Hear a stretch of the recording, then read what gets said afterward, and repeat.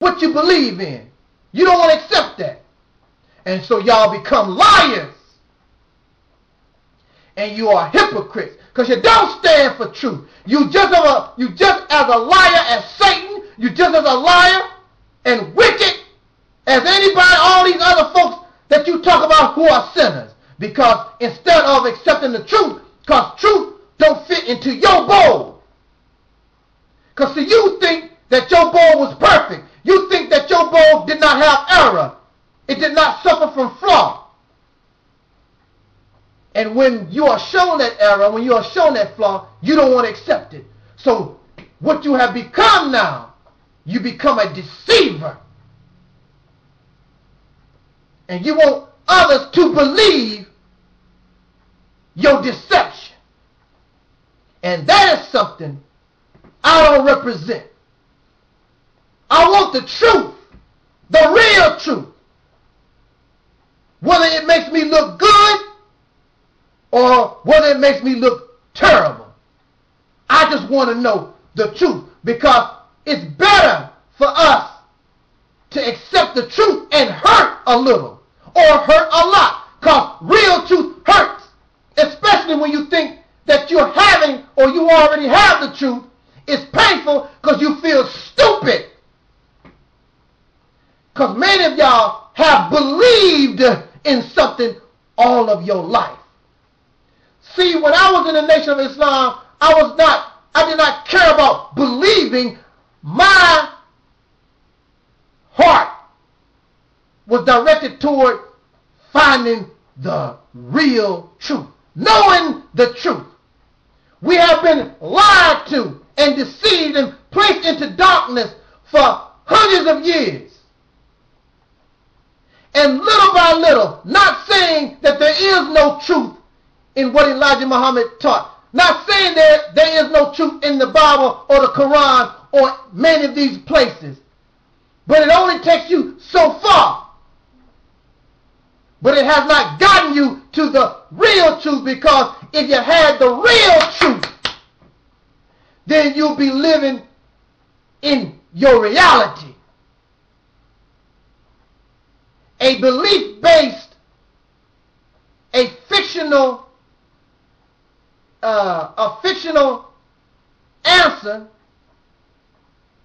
can only bring a fantasy solution to real problems.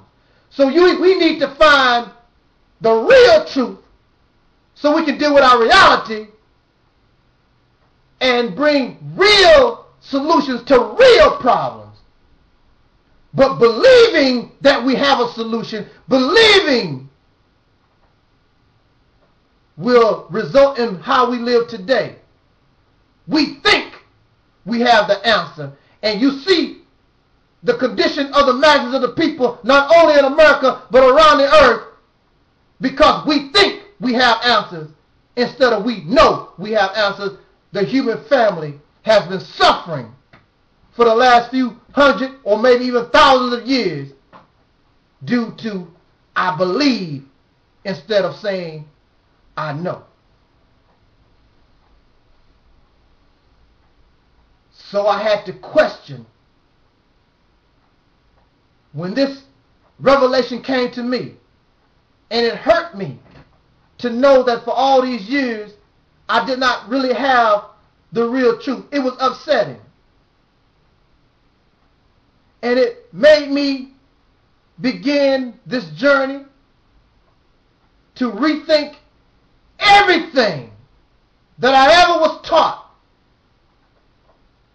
during my sojourn in what we call black liberation, what some of y'all may call black conscience. I have to rethink everything, because these teachings did not come to me from the oppressor. These teachings, this belief, came to me from a black man. Not saying that the black man or these teachers, their intent was to cause us harm, because if it was not for that, I would not be here right now. But that was just a step on the rung of a ladder telling me or guiding me to a truth, so that when I begin to think for myself, I can search out for the real truth. I want to make some points, and I'm going to end this little talk. I want us to listen to the archives of part 1 from Radio Blog Talk. And if it is possible, listen to the archives when we discuss this topic Saturday on Blog Talk, part 2. And please come to the chat room and let us discuss this. I'm not Mr. Know-It-All, but I like to bring up questions. And when you become a self-thinker, the questions seem to never end until you give me a logical, rational, common sense answer.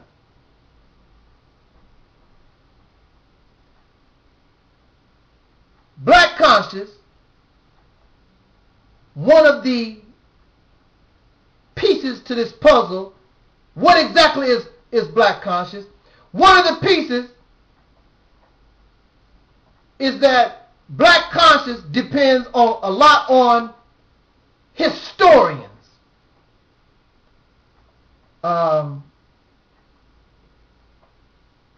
A.J. Rogers, brother called Dr. Ben, Dr. John Clark, and numerous others. These persons, unlike Elijah Muhammad, unlike Malcolm, unlike Marcus Garvey, these persons are just our historians. And a historian only tells his story. That means they are telling a story from a particular viewpoint. We really don't know if that's actual history or if the facts that are told have not been tainted. Now, we do know that what the Caucasian people told us about ourselves and others, we know that they took history and painted it to suit their particular need, so that we may always see them as this supreme being. Not a supreme human being. The supreme being, of course, we know of is God. And that's what the Caucasian people have become. They have become a God. And if you treat them less than that, then you're going to have problems, because this fella is way beyond some hustler in some alley throwing dice. And that's why we're having problems dealing with him, because we view him just like us. But he's not like us. He is like the atom in religion. He has renamed you and me. He has renamed this planet. Don't you know that this planet called Earth, the name Earth is only 1,000 years old? Of course, the white man, the Caucasian people, named this planet. Rename Africa. Rename you. All over the earth. You don't think that's God? Change time. The time that you're looking at, 2011, that's not real time. That's time according to those who have come into power, because we know that the human being has been on this planet longer than 2011 years, even according to Egyptian time. This year will be close to 5,000. And people, the human being, we've been on this planet longer than 5,000 years. But whoever comes into power, they change time. They make it what they want. And they call people and rename all the animals and plants. They become the new Adam. But a historian, from what I see in black conscience, people take historians and make revolutionaries out of them. Black liberators. A historian is not a black liberator. They can tell you history, but